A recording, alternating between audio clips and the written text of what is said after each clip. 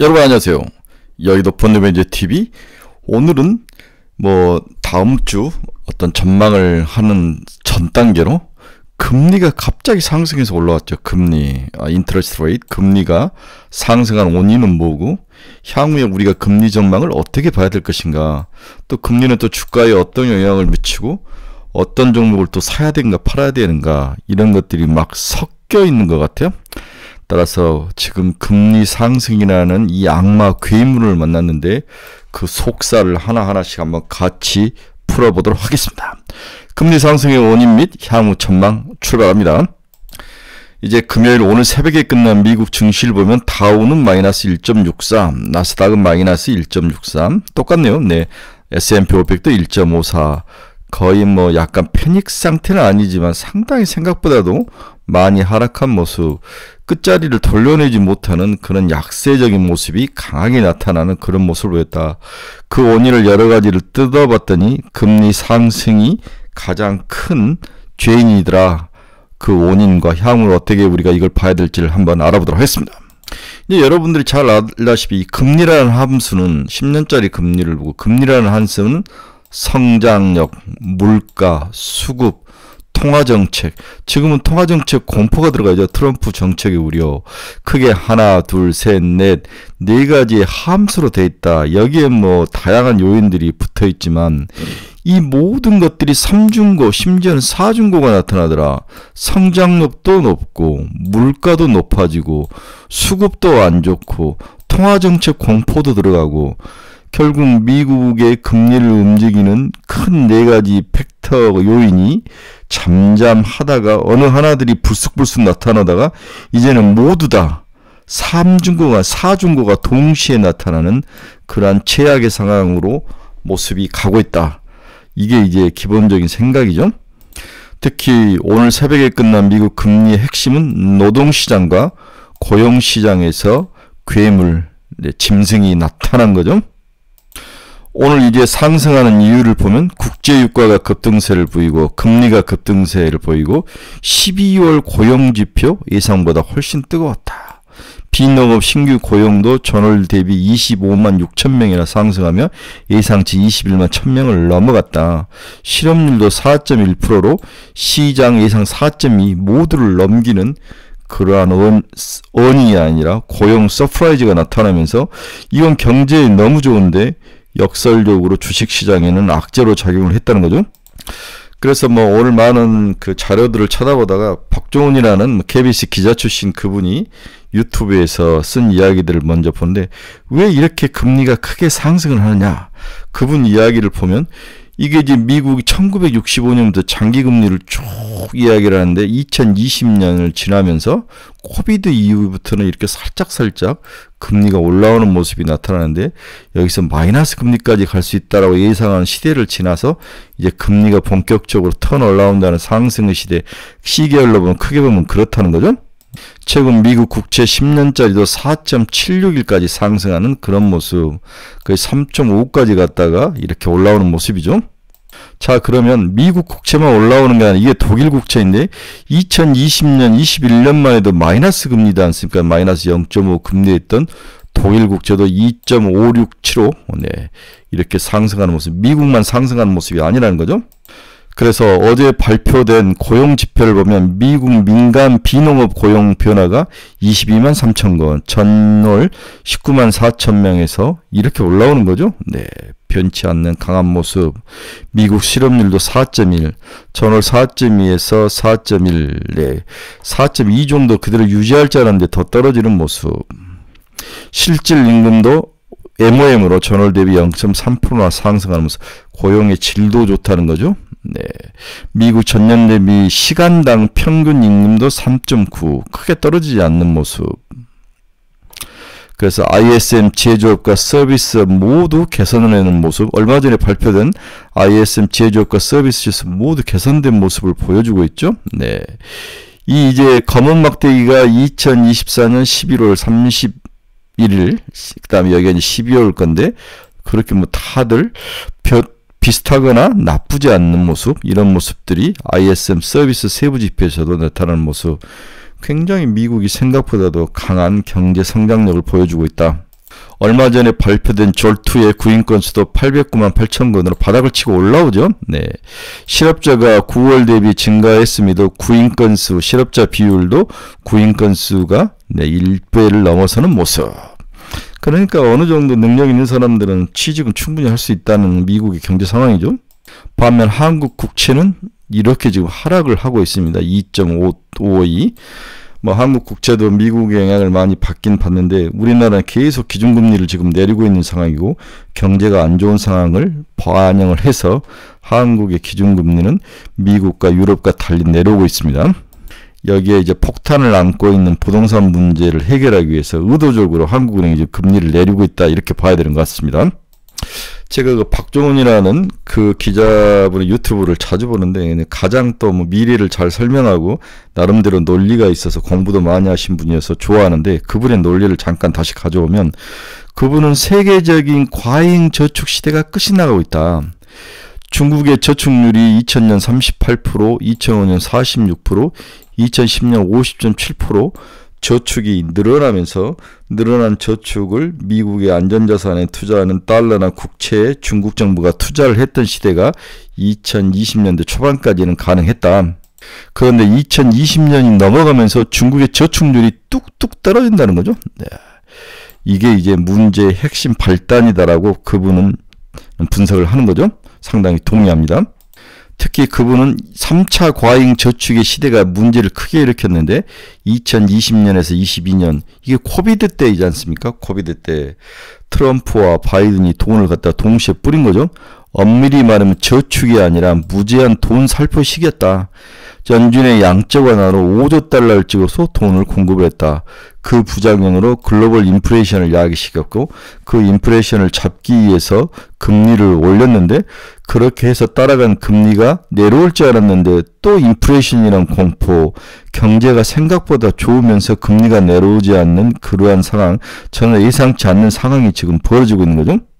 자, 그럼 그 박종훈이라는 기자는 그 다음에 한 단계 더 질문을 합니다. 그렇다면 중국이 그동안 과잉 저축을 통해서 미국의 달러와 국채를 사줬는데 이제는 중국도 그걸 사주지 않는다는 거죠. 중국도 이제 노령화가 되면서 저축했던 돈을 곶감 빼먹듯이 빼먹으면서 그걸 소비를 하려고 저축을 하지 않는다. 이게 이제 미국 국채 수급의 밸런스를 깼다는 거죠. 연준이 양적 완화를 재개하는 것은 이제는 향후에는 불가능하다. 고령화로 대부분의 선진국에서 저축해놓은 돈을 쓰기 시작한 거죠. 대부분 국가에서는 청년 세대는 철저히 소외돼서 돈이 없다. The Forgotten Generation, 과잉 저축이 불가능 세대에는 어느 나라 청년들도 마찬가지다. 세계 어디선가 과잉 저축으로 해도 이제는 패권 전쟁 격화로 돈의 국적이 생겼다. 예전처럼 자유롭게 국경을 넘기가 어렵다. 그래서 막 미국이나 미국 국채나 미국의 달러를 사는 시대가 지났다는 거죠.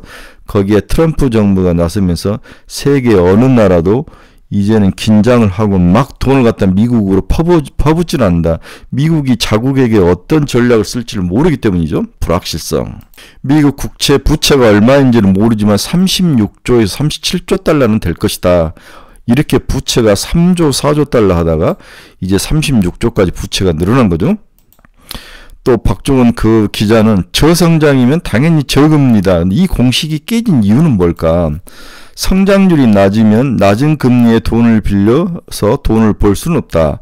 그래서 성장률이 낮아지면 당연히 금리가 낮아졌지만 자기 임기 때문에 성장률을 올리는 그러한 집중적으로 돈을 퍼붓고 도망가는 그런 시대.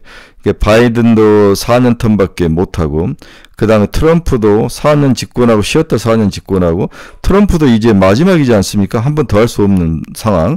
그렇다면 트럼프도 다음 정권을 생각할 염두는 전혀 없다.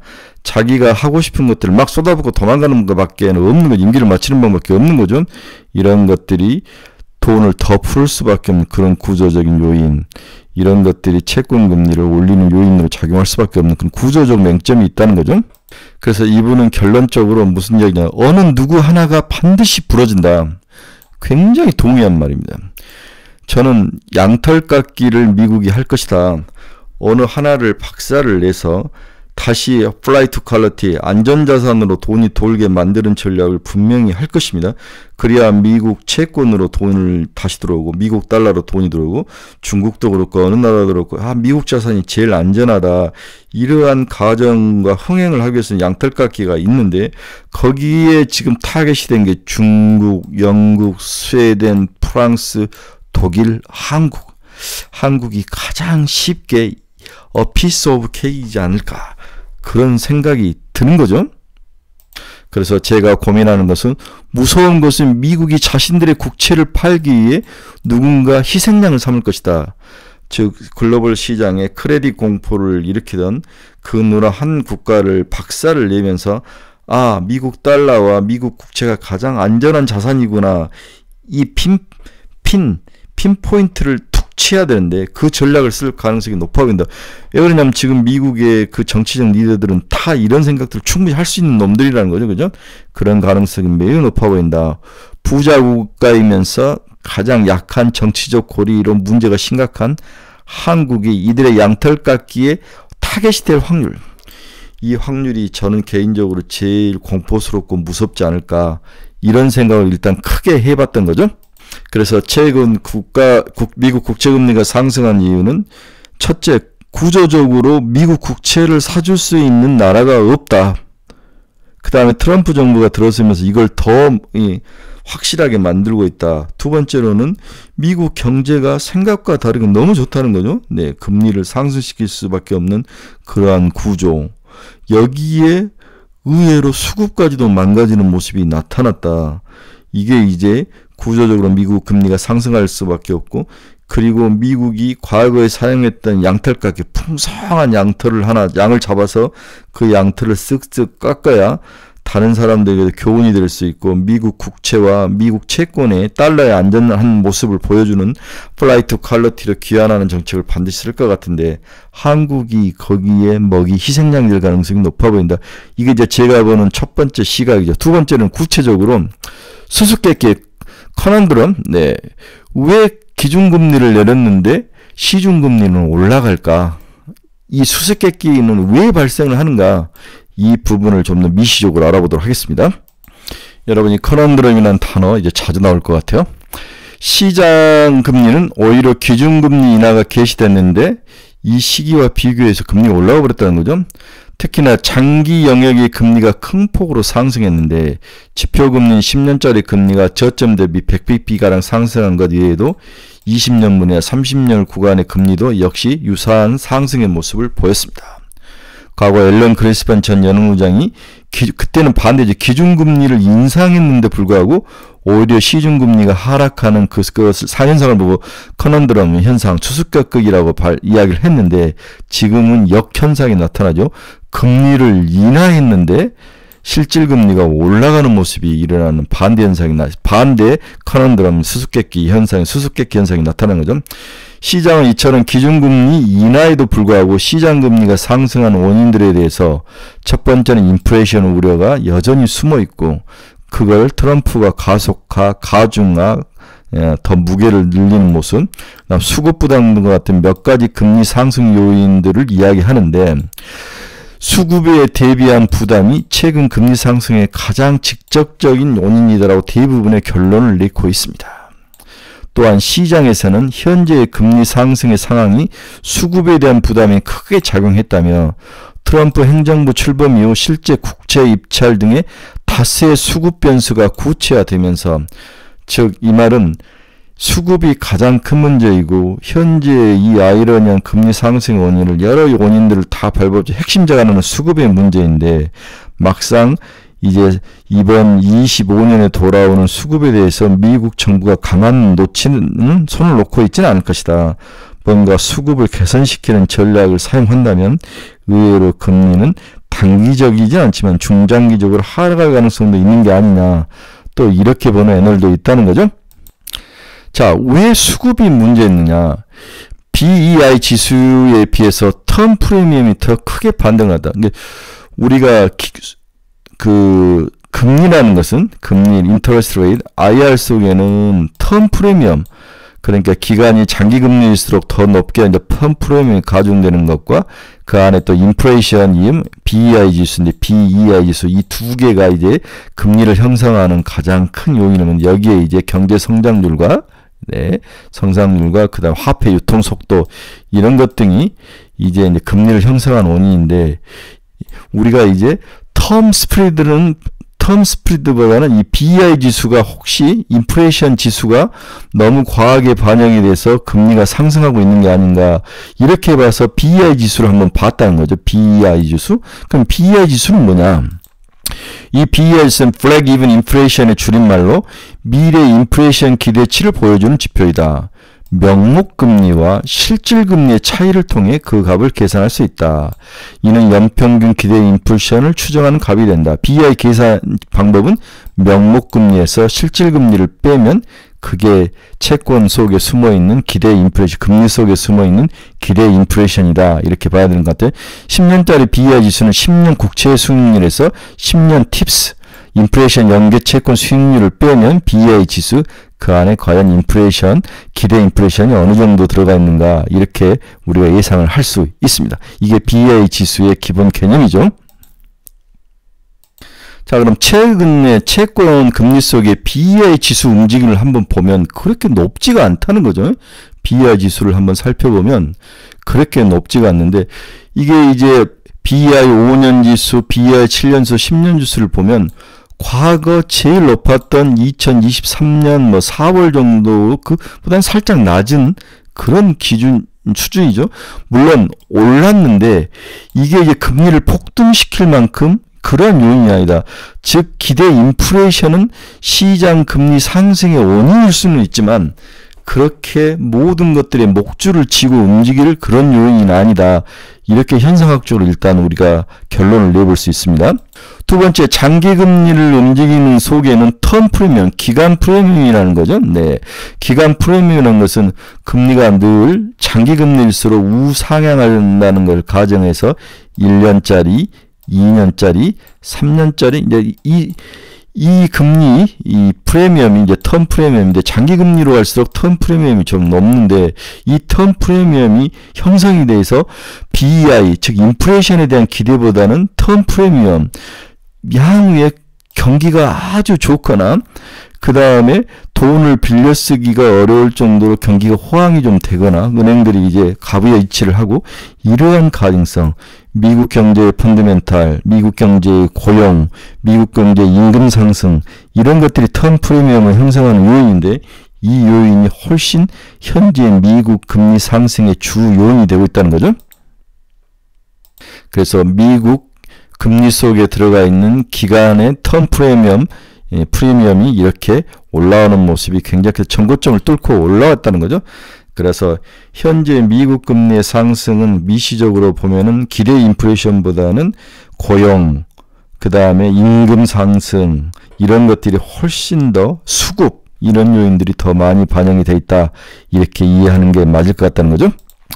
이게 이제 향후 미국의 회사채, 코퍼레이트 데트에서의 만기인데 2020년, 22년, 24년, 이게 25년, 26년, 27년인데 향후 3년간은 굉장히 만기 도래가 많이 들어오죠. 도래하는 것을 볼 수 있습니다. 특히 블룸버그에서 이야기하는 것은 셰일, 그러니까 미국의 셰일가스 기업들이 발행하는 채권이 만기가 올해 어마어마하게 돌아온다는 거죠.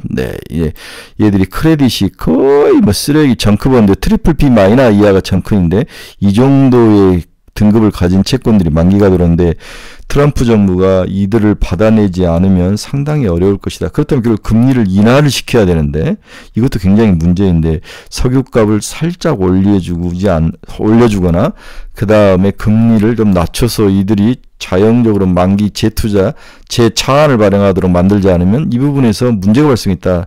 트럼프 행정부의 핵심 코칭이 여기에 있는데 이것도 한번 굉장히 지켜봐야 될 불안한 요인이다. 이렇게 보여집니다. 얼마 전에 기사가 크게 나왔는데 미국의 올해 단기 채권 만기가 3조 달러가 돌아옵니다. 이 중 상당 부분이 최근 몇 년간 대량으로 발행된 단기 국채였다는 거죠. 네, 이 단기 국채를 5에서 10년 만기 국채로 전환을 해야 하는데 지속적으로 단기 국채로 전환을 하면 다른 채권에 영향을 많이 미치기 때문에 뭐 2년, 5년, 7년, 10년 중 영향을 많이 미치기 때문에 1년짜리 만기 돌아오는 것을 장기로 전환을 해야 되는데 여기에 대한 수급상의 억눌림도 굉장히 큰 문제이다. 이렇게 이야기를 하고 있습니다. 이걸 과연 뭐 새로운 재무장관 베세트인가요? 얘가 어떻게 해결을 해야 할지 굉장히 중요한 문제이다. 결국 글로벌 시장에서 미국 국채를 사게 만드는 그 전략에는 방법이 없다. 그런데 관세 장벽을 올렸을 때 그 인플레이션으로 금리를 떨어뜨릴 수 없는 구조적 한계, 이걸 어떻게 극복할 것인지가 굉장히 중요한 거죠. 결국 다시 결론으로 들어와서 무서운 것은 여러분이 알지 미국이 자신들의 국채를 팔아먹기 위해 누군가 희생양을 삼을 가능성이 매우 높아 보인다. 부자 국가이면서 정치적으로 안정이 돼 있지 않은 한국이 가장 타겟이 될 확률, 이것을 피해야 될 것이다. 지금 취임식이 1월 20일인데 지금 우리나라는 누가 갈지도 정해지지 않는 거죠. 이러한 상황들이 우리에게는 불리하게 작용을 하고 있으니까 좀 취임식 발표 이후에 다양한 그들의 관세 정책과 이런 것들을 좀 보고 천천히 움직여도 될 것 같다. 이게 이제 미국 국채 금리에 대한 저의 주절주절한 생각이다. 이렇게 정리가 가능할 것 같습니다. 네, 오늘은 첫 번째 시간으로 왜 금리가 상승했는지 그 금리 상승을 바라보는 시각은 뭔지를 한번 주저주절 나눠봤습니다. 여러분 중에서 투자의 방향성 잃어버리신 분들 저희 카페로 오십시오. 네, 종목 상담이 필요하신 분도 저희 카페로 오십시오. 매일매일 관심 종목 올려놨습니다. 저희 카페로 오셔서 같이 나누시기로 한다. 유료 카페니까 충분히 생각하고 들어오시기 바랍니다. 네, 여러분 감사합니다. 주말 잘 보내시기 바랍니다.